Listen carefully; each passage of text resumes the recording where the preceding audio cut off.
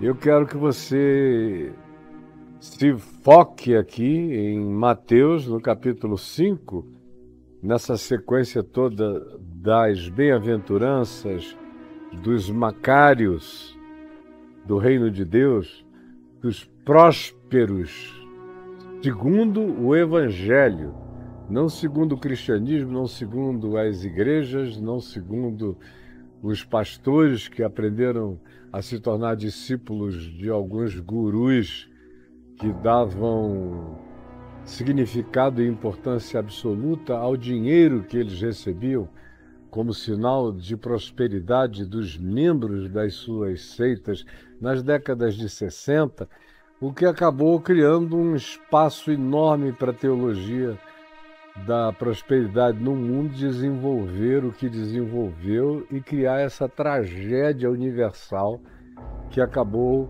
prejudicando infinitamente aquilo que já não era bom, que era o cristianismo universal, era horrível em muitos aspectos, mas ainda tinha muita gente com o coração sincero e bem intencionado e querendo compartilhar a palavra do Evangelho na sua geração, no mundo todo, na terra toda. Eu fiz parte desse grupo durante décadas no século XX.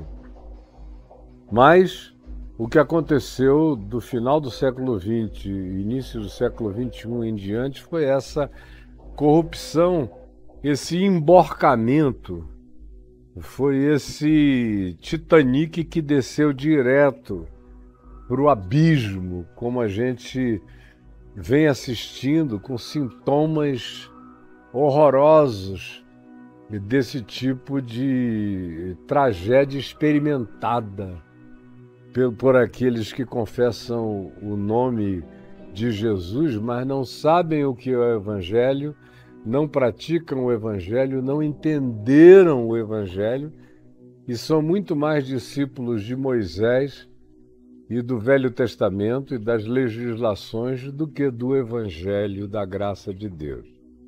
Então Jesus vem explicando para os discípulos e para as multidões, conforme eu já falei em muitos contextos repetitivos, que não dá para ser feliz sem ter humus no coração, humildade, agasalho para a semente que se fertiliza, a semente da palavra do Evangelho.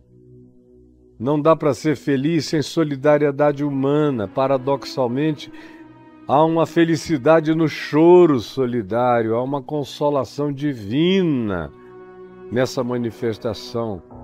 No autocontrole da mansidão, a promessa é que, tanto mais quanto você abra mão daquilo que evite as guerras, você é o sobrevivente final que herda a terra, em todos os níveis ou em qualquer aplicações desse princípio. Também não há prosperidade sem busca de igualdade. Eu não estou falando de igualitarismo, mas de diminuição da iniquidade, de promoção da equanimidade, da equidade, da justiça. Não dá para ser feliz olhando apenas para o próprio umbigo e esquecendo da multidão de dor humana à nossa volta e espalhado pela terra. Do contrário, você se volta sobre você mesmo e a vida voltada por si mesmo é a própria prática existencial do que inferno significa. Inferno, sobretudo, significa uma vida alienada de Deus e casada com o narcisismo diabólico mais profundo que pode habitar o nosso ser e nele crescer.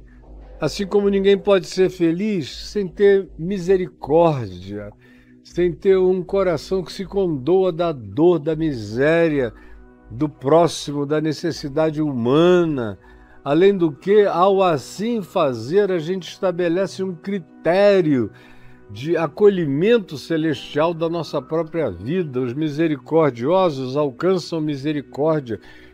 Não dá para ser feliz, não dá para ser macários, não dá para ser próspero, sem ter um coração limpo, com a mente suja, com o espírito poluído, com a atitude perversa, não existe chance, não existe ground, não existe chão, não existe pavimentação para nenhum tipo de prosperidade, porque só se vai construindo num caminho de espinhos, de maldades, de possessividade doentia, de uma quantidade enorme de distúrbios do próprio caráter, da mente, das emoções, dos sentimentos.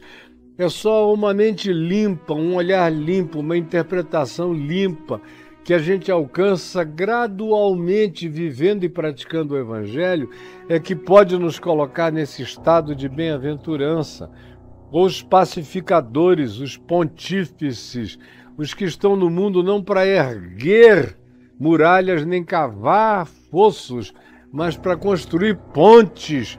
Isso é o que garante a felicidade, a verdadeira felicidade. O Macarius espiritual é um aproximador de diferentes. E bem-aventurados os perseguidos. Eu falei sobre isso ontem, é algo que deve estar bem fresco ainda na sua mente, no seu coração, e eu vou me poupar de repetir tudo, porque eu quero chegar ao verso 11 e também ao verso 12, que é o que eu vou falar hoje. Mateus, capítulo 5, versos 11 e 12. Vou repetir para você, Mateus, capítulo 5, versos 11 e 12, que nos dizem assim: bem-aventurados sois, bem-aventurados vocês são, bem-aventurados, macários, felizes espiritualmente serão vocês, quando? Por minha causa. E aí Jesus faz uma distinção entre os perseguidos por causa da justiça, e que tem a ver, eu expliquei ontem repetidamente, com a justiça do reino de Deus. Quando você vive e pratica a justiça do reino de Deus, que carrega todas as implicações do conteúdo do Evangelho, de perdão, de misericórdia, de graça, de bondade, de fidelidade, de justiça, de equidade, de mansidão, de domínio próprio. Quando a gente pratica isso, seja você alguém que pratique confessando o nome de Jesus, o Cristo, ou não, pode ser um ateu, pode ser um agnóstico, pode ser um indivíduo de qualquer outro grupo humano ou sem identificação alguma. Mas se por um milagre desse sopro do Espírito Santo que sopra onde quer, sem acepção de pessoas, que procura homens e mulheres de boa vontade, gente que tenha prazer naquilo que seja espírito e verdade, aonde quer que estejam, em qualquer tempo, passado, presente ou futuro, e que pratiquem e que busquem, valorizem os significados do princípio do Evangelho, ainda que não tenham sabido que foi do Evangelho que eles se originaram, mas assim mesmo os pratiquem e venham a ser por eles e por tais práticas perseguidos. Jesus disse: vocês são felizes. São felizes por manterem a integridade dessa consciência, desse caráter, dessa prática, e por promoverem esse alinhamento de consciência, de sentimento, emoção, atitude e comportamento. Sejam vocês quem vocês forem, sabendo da informação ou não, com pregação ou sem pregação, com ensino ou sem ensino. Mas se vocês foram ensinados pelo Espírito de Deus, cuja palavra, como diz o Salmo 19, e Paulo aplica isso em Romanos 10, como eu já falei aqui na sequência do nosso ensino diversas vezes, onde essa palavra de Deus, de perspectivas transformadoras, não apenas a palavra da mímica natural da soberania de Deus no cosmos, mas ele diz que por toda a terra se faz ouvir a sua voz, e em Romanos 10 faz uma associação de natureza soteriológica a essa compreensão, mesmo que o indivíduo não tenha sido informado do conteúdo do Evangelho, ele ouviu a voz e se respondeu à voz. Com fé e com esperança, ele está abraçado por essa graça na terra inteira. Isso foi o que eu disse ontem. Vale para quem sabe e para quem não sabe, para quem confessa com consciência e para quem não confessa porque não teve consciência de quem originou esse princípio da maneira mais explícita possível, que é Cristo Jesus. Agora, Jesus está falando daquele que, semelhantemente a Paulo, que era perseguidor da igreja, que tinha um objetivo negativo contra Jesus e contra os cristãos, encontrou Jesus, foi atropelado pela graça de Deus às portas de Damasco, e que depois ouviu Jesus dizer, logo em ato contínuo, algumas horas depois ou no dia seguinte no máximo, dizendo a ele, olha, eu vou te ensinar. Eu vou te ensinar. Quanto importará para ti, está lá em Atos 10, o sofreres pelo meu nome.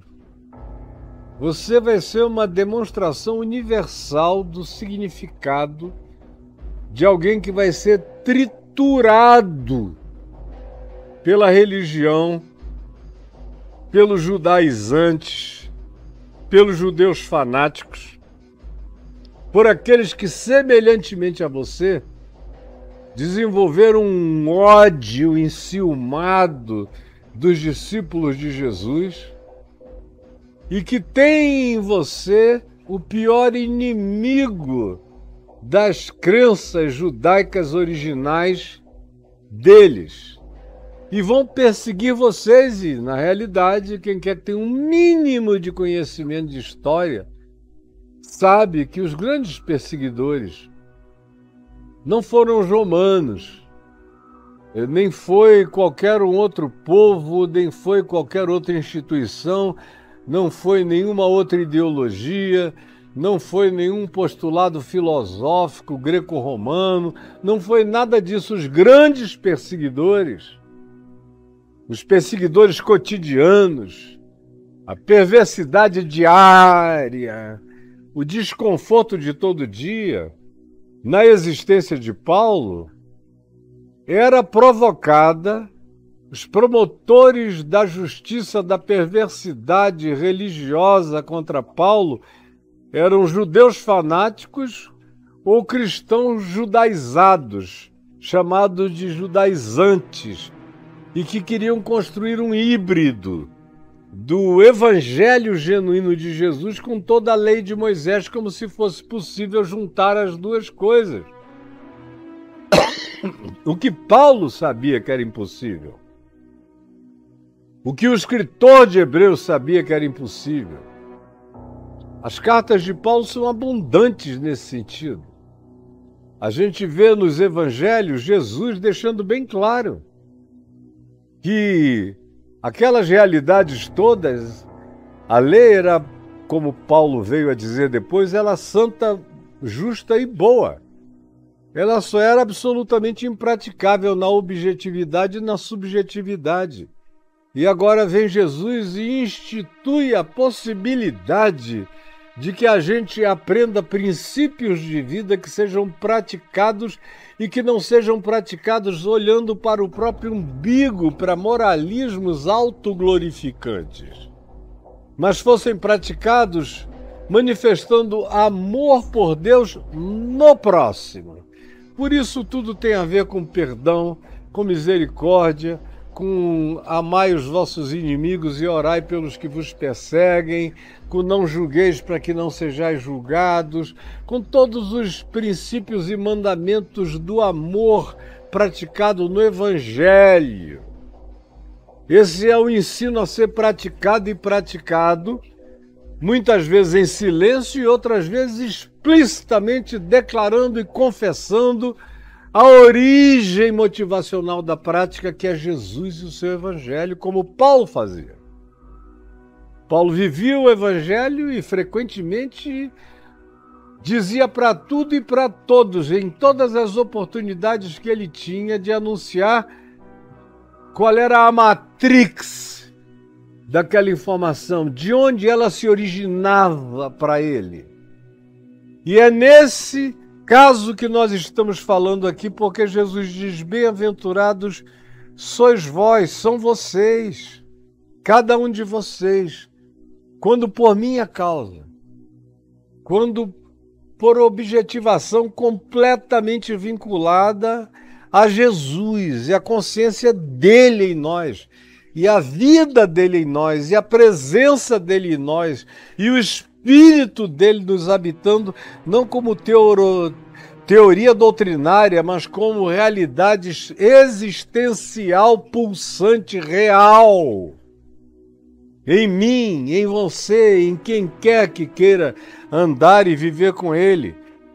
Sempre que for assim, e que vocês sejam perseguidos por minha causa, quando eu sou a causa do ódio que se criou a respeito de vocês, ou as injúrias que vocês venham a receber, não sejam fruto do mau comportamento de vocês, da idiotice de vocês, da burrice de vocês, do fanatismo de vocês, da ignorância de vocês, das expressões raivosas e persecutórias de vocês.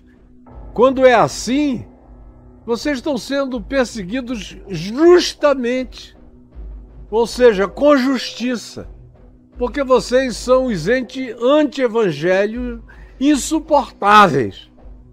Mas quando não é assim, quando vocês praticam o evangelho, a graça, o amor, o perdão, a misericórdia, a inclusividade, a tolerância, o abraço a todos os seres humanos, a expectativa positiva de que o evangelho atraia todos a Cristo Jesus, e ainda assim, na prática de todo bem, vocês são injuriados, todo tipo de calúnia, de mentira, de fake news, de construção mentirosa, de invenção, seja construída e aplicada a vocês.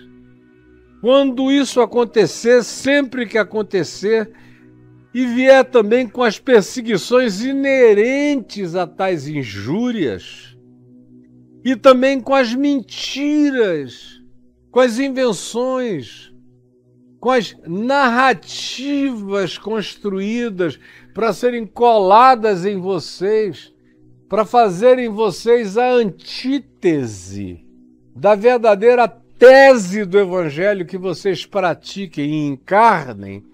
Quando tudo isso for mentira dos outros e do ódio dos antagonistas contra vocês, e eles ainda acrescentarem todo tipo de mal, de ódio, de maldição, de desejo de extermínio, de extinção, de silenciamento perene de vocês, macários vocês são, quando for assim.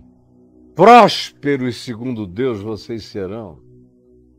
Bem-aventurados, felizes espiritualmente, porque gente dessa natureza não se felicita porque tenha muitas pedras preciosas, não se felicita por causa do dinheiro que acumulou, nem dos bens que guardou, não se felicita por causa dos poderes de influência política ou empresarial que consigam.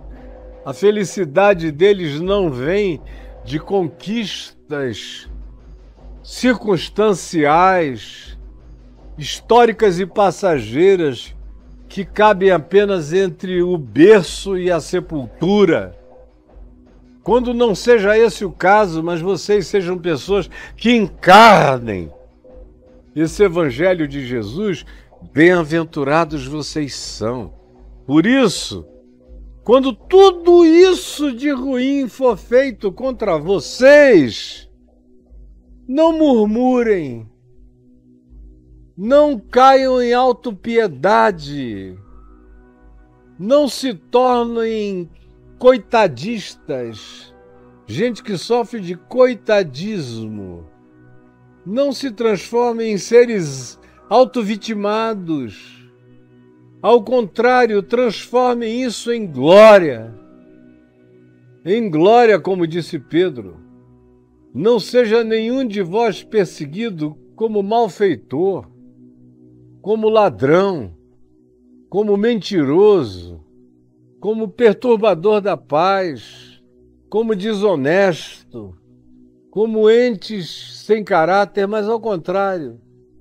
Se vocês forem perseguidos pela prática do bem, pela encarnação do Evangelho de Jesus no cotidiano da vida de vocês, gloriem-se.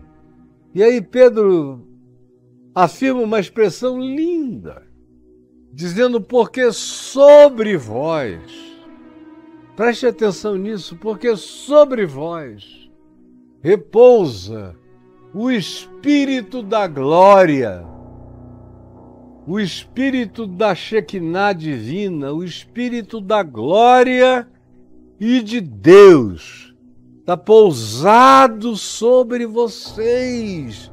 Então regozijem-se, exultem, o que nos coloca numa condição existencial totalmente diferente do significado de prosperidade, de felicidade ou de conquista do ponto de vista da mundanidade que corrompe os significados da vida. Segundo Jesus disse nos evangelhos e falou aos discípulos, para eles não se esquecerem jamais que aquilo que era elevado entre os homens era abominação diante de Deus. Está lá no Evangelho de Lucas, você, se não sabe, já devia saber disso há muito tempo. Portanto, a prática do Evangelho implica numa contracultura de significados e de valores. É por isso que Jesus diz, quando tudo isso, que do ponto de vista do mundo, da sociedade que glorifica apenas os sucessos, as famas, as posses, as propriedades ou as influências poderosas estiverem ausentes da vida de vocês e vocês estiverem sendo perseguidos pela mentira, pelo oposto, pelas antíteses do que vocês próprios vivem coerentemente no Evangelho, não se entristeçam. Ao contrário, regozijai-vos. Essa é uma palavra que no hebraico superabunda nos Salmos. E em Jesus algumas vezes, quando ele diz, regozijai-vos porque é grande o vosso galardão nos céus. Ou quando ele diz aos discípulos, como lá em Lucas 10, alegrai-vos, é grande o vosso galardão nos céus. Alegrai-vos, não porque os demônios se vos submetem, mas porque os vossos nomes estão arrolados nos céus. Alegrai-vos. E ele não dá nenhuma razão de amparo ou de afofamento circunstancial da vida. Ao contrário, ele diz, mesmo que vocês estejam dormindo em camas de espinho, vocês vão ter que aprender pela prática do Evangelho a viverem contentes, como ele diz escrevendo aos Filipenses, em toda e qualquer situação, de um extremo a outro, das circunstancialidades favoráveis às mais desfavoráveis, porque o contentamento de vocês não decorrerá de circunstâncias, nem de afofamentos, nem de cafunés. O contentamento de vocês virá dessa eclosão do Espírito da vida, das fontes de água viva esguichantes de vocês, eternamente. É daí que vem esse contentamento que autorizou Paulo a dizer, e me autoriza a dizer, e autorizaria você. No dia que você quiser crer de verdade no Evangelho, você pode tudo, que eu posso tudo. Como Paulo disse, eu posso tudo naquele que me fortalece. Posso aguentar um extremo da vida, outro extremo da vida, as circunstâncias todas, porque eu sou habitado por uma paz que excede as circunstâncias, que excede ao entendimento e que transcende aos significados imediatos e passageiros do espaço-tempo. Regozijai-vos e exultai, que é algo que coloca a gente naquele estado de pululância, como um cervo feliz no campo, saltando, como dizem os salmos, como as alimárias do campo, exultando diante do Criador. Exultai! Deixem que a realidade existencial dentro de vocês seja como uma mola que catapulte vocês para as dimensões mais sublimes da apropriação de fé que cada um de nós pode ter, que não é uma construção teórica, é uma possibilidade palpável, tangível e apropriável para quem crê. Portanto, regozijai-vos quando tudo for contrário, mas vocês não forem contrários ao Evangelho, vocês forem totalmente de acordo e vivam em acordo com a prática da palavra, e por causa disso sejam perseguidos, sejam objeto de tudo que aquilo que já foi aqui descrito, regozijai-vos e exultai, porque é grande o vosso galardão nos céus. É grande e é indescritível. E está para cima de toda definição, concepção, elaboração, sublimação, qualquer forma de construção imaginária ou sublimemente ficcional. É tudo completamente pálido, é tudo opaco, é tudo em parte, é tudo sem visibilização total nem profunda, é tudo ainda relativo. Mas fiquem sabendo pela fé que, conquanto vocês ainda não vejam a grandeza dessa glória, aqui batizada pela expressão galardão, é de vocês. E de vocês jamais será tirada, não importa quais sejam as circunstâncias imediatas que vocês estejam vivendo no momento.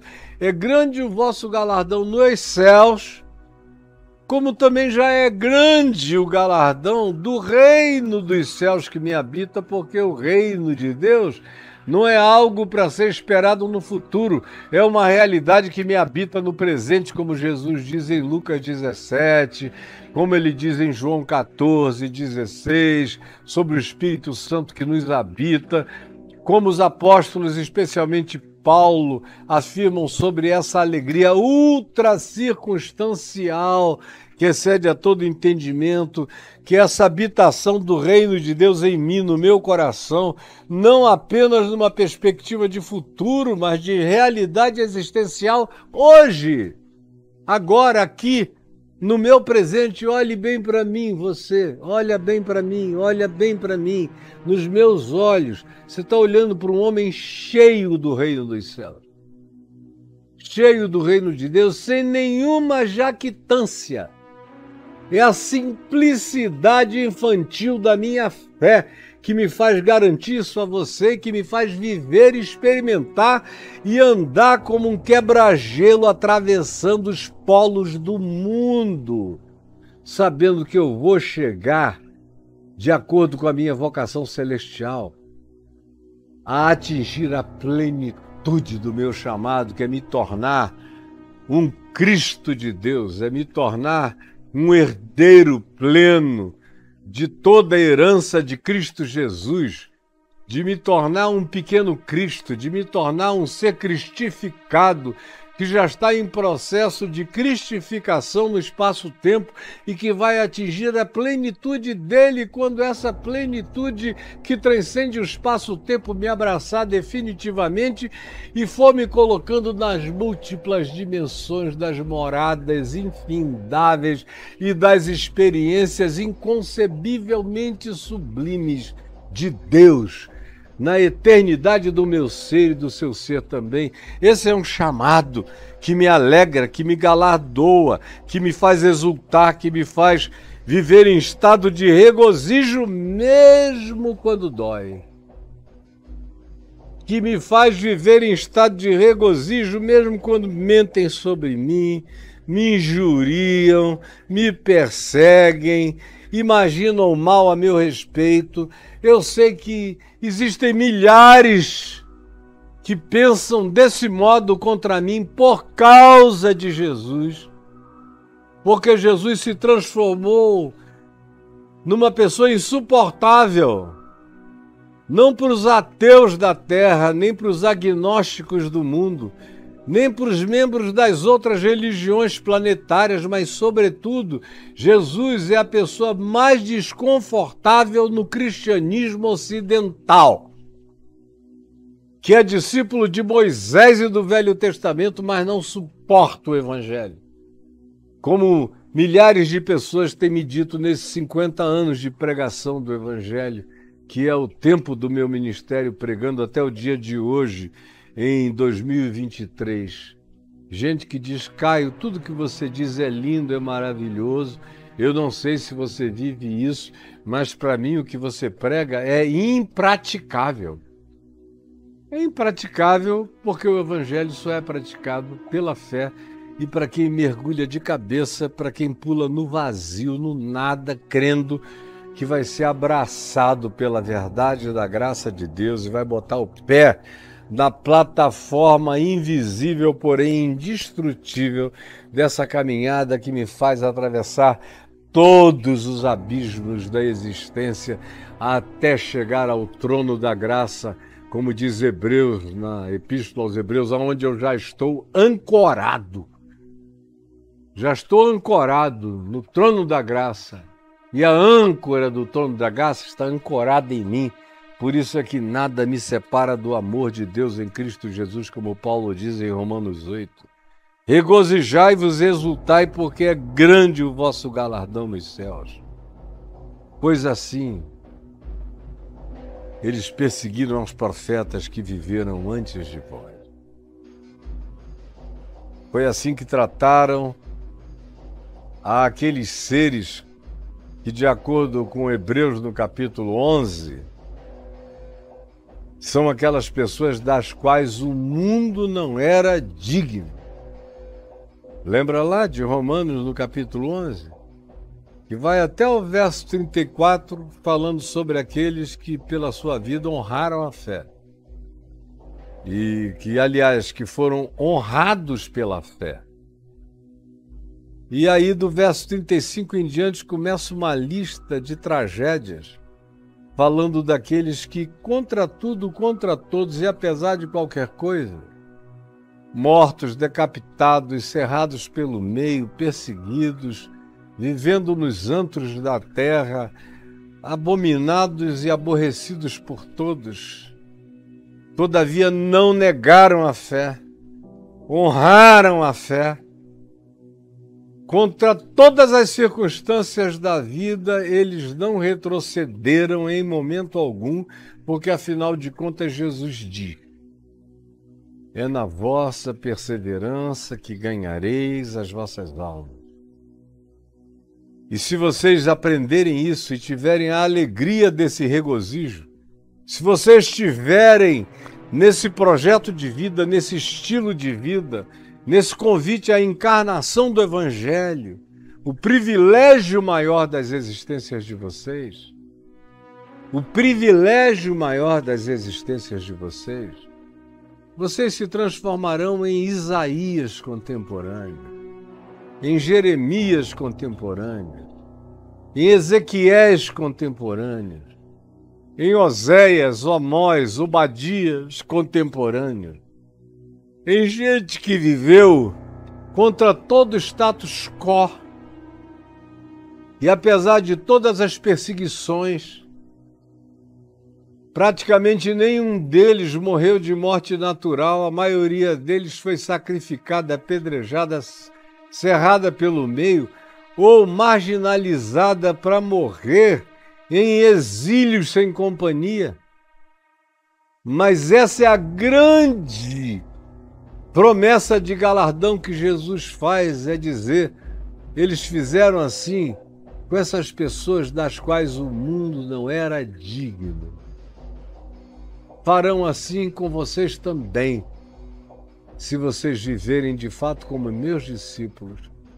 E não tem galardão maior para um ser humano na face da terra do que receber a promessa de, em vivendo como um profeta do Evangelho, encarnando a boa nova com graça, cheios do amor de Deus, da bondade de Deus, da tolerância de Deus, da inclusividade de Cristo Jesus, vivendo assim e mesmo assim sendo perseguidos, praticando o bem e sendo entendidos como se fosse o mal, praticando toda a graça de Deus e sendo tratados pelo ódio da desgraça humana.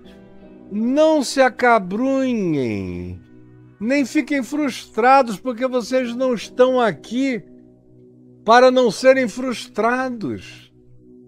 A existência de um discípulo nesse mundo que coloca as suas expectativas em galardões que possam acontecer entre o berço, o nascimento e a sepultura, quem quer que assim tenha tal expectativa é um infeliz, vai viver muito, muito, muito infeliz.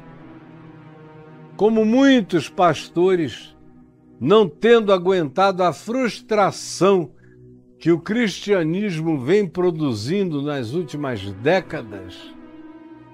E aí eu teria histórias longas do século XX para contar, mas não é o caso aqui agora nem hoje. Mas houve surtos de suicídio nos Estados Unidos da América, como aqui no Brasil também, especialmente por parte daqueles pastores que colocaram toda a sua esperança entre o berço e a sepultura, crendo que o cristianismo iria ser prevalente na Terra e que na nossa geração, no século XX, nós iríamos evangelizar o mundo, o que não aconteceu. O que a gente fez foi desevangelizar a igreja e corrompê-la toda. Quem colocou sua esperança na vacuidade desse espaço de tempo está vivendo frustrado, e tem gente que não está aguentando a depressão, a angústia, a frustração, a tristeza e, eventualmente, o suicídio.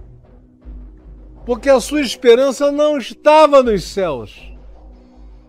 Como Paulo diz, aonde Cristo vive, acima de todo principado, potestade e poder. Ao contrário, era uma esperança terrena, de glórias momentâneas. E o Evangelho não faz nenhuma promessa para nenhum profeta sincero, verdadeiro, para nenhum discípulo que encarne o amor de Deus nas suas relações humanas nesse planetinha, não faz nenhuma promessa de que o mundo vai se levantar para nos aplaudir de pé, ao contrário.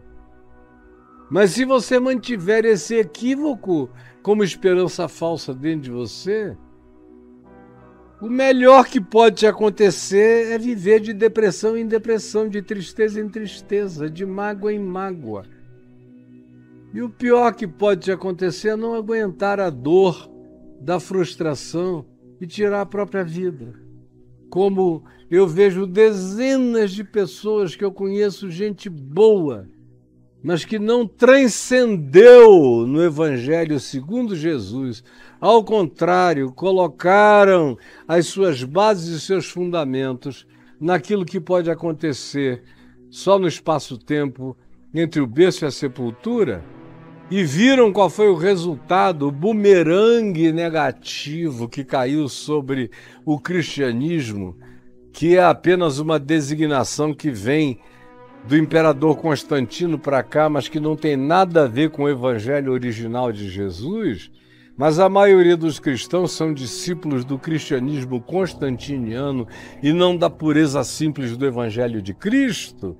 Aí o cara coloca toda a vida dele aí, ele vai para o seminário, depois ele faz mestrado, ele faz doutorado, ele faz pós-doutorado, ele faz política denominacional, ele quer ganhar titulações e ser emérito, catedrático, acadêmico, e no fim de tudo, o filho dele é infeliz, a esposa dele não aguenta mais de depressão, a comunidade que ele dirige é um lugar de guerra, de conflito, de raiva, de ódio, de divisão ideológica.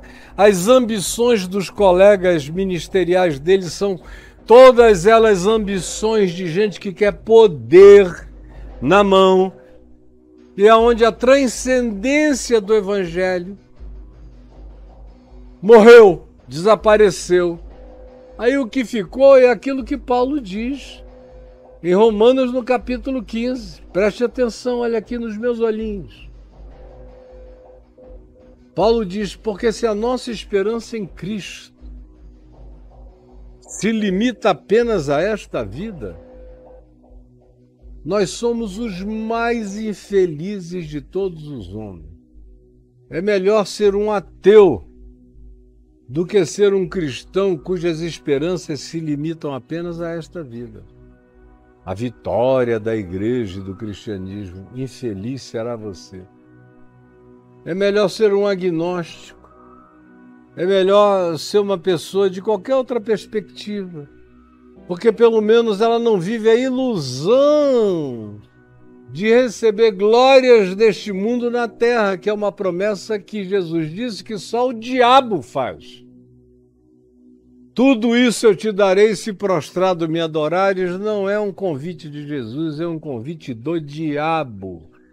E que o cristianismo aceitou e milhões de pastores e sacerdotes e pessoas aceitaram, por isso nós vivemos a miséria espiritual que nos cerca, a vaziez angustiosa que nos domina. E não é isso que você quer para você.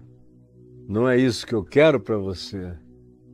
E graças a Deus não é isso que me habita. Eu posso morrer hoje, você vai saber que morreu um homem Macários, feliz no Evangelho de Cristo Jesus, porque quem acompanha a minha vida sabe de todos os perrengues que eu já sofri dos fanáticos judeus evangélicos, dos fanáticos dos evangélicos judaizantes, dos cristãos fanáticos legalistas. Já sofri e sofro perseguições de todo tipo e as tomo como motivação do meu regozijo, da minha exultação espiritual, da minha afinidade relacional e fraterna com os profetas que viveram antes de mim. Essa é a felicidade inarrancável plantada no meu ser e que pode ser plantada no seu ser, em todos nós. Eu espero que a simplicidade do que eu falei como palavra de fé, sem nenhuma ilusão de busca academicista, eu não tenho tempo para isso. Nós estamos vivendo tempos curtos no espaço-tempo planetário, na civilização humana. Não dá para ficar perdendo tempo com... Como eu vi hoje, um rapaz fazendo uma defesa de que Jesus, que é chamado de o carpinteiro, o Evangelho de Marcos, o Evangelho de Lucas, o Evangelho de Mateus, está traduzido como carpinteiro, ele estava lá advogando. Eu vou provar para você que Jesus não era carpinteiro, que a palavra usada é a palavra que designa arquiteto, construtor de uma casa, de uma fundação até o telhado. Aí eu falei, você acha? Então legal, mas e daí? Em que isso muda a vida de quem? Transforma o coração de quem? Dá esperança a quem? Tira o medo de morrer da alma de quem? Coloca a alegria de viver em quem? Consola o espírito de quem? Anima o ser para atravessar todas as calamidades históricas seguindo o prêmio da soberana vocação de Deus em Cristo Jesus, que é me tornar semelhante a Ele. Portanto, esquecendo as coisas que para trás ficam e prosseguindo para o alvo, como Paulo diz em Filipenses 3. Meu Deus, eu estou aqui nesse mundo para afirmar o que Jesus fez e ensinou. Não quem ele não era, não quem ele não foi, não qualquer outra coisa. Eu estou aqui, não há tempo a perder. Não há tempo a perder com o que Jesus não ensinou, não disse, não mandou praticar. Só há tempo a ser investido naquilo que Jesus pregou, e tudo que Jesus ensinou é o que muda o coração, é o que faz nascer de novo, é o que faz mesmo aquele que, sendo mestre em Israel e não entendendo coisas sublimes, ele possa ter a chance de, em nascendo da água e do Espírito, compreender uma dimensão totalmente nova, ver o reino de Deus pela primeira vez na sua existência, numa perspectiva nova. Você me compreende ou não me compreende? E eu espero que, em me compreendendo, você coloque toda a sua fé no que eu estou te dizendo, porque eu quero ser julgado se eu não estiver te ensinando o evangelho mais puro, mais simples, que Paulo validaria, que Pedro validaria, que o meu Senhor valida. Que o meu Senhor valida. E a maior prova de que ele valida é que, enquanto eu estou falando aqui meramente por essa palavra, está me ouvindo? Meramente por essa palavra eu vejo depressões serem arrancadas no tapa na alma de gente que queria morrer. De repente, diz: o que é que aconteceu?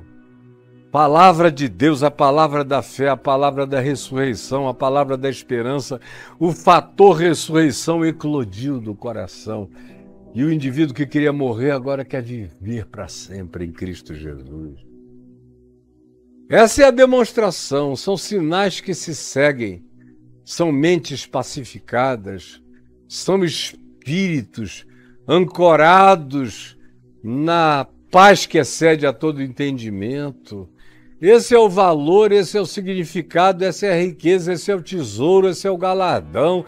É para isso que eu e você fomos chamados, o resto é ilusão, é miragem, é engano.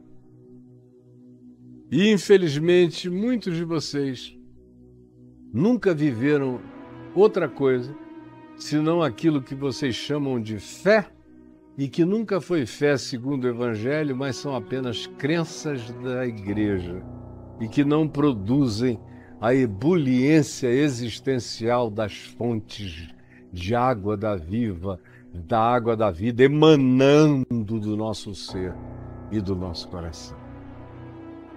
Senhor Jesus, eu te peço, eu sei que eu estou diante de ti, que tu me habitas.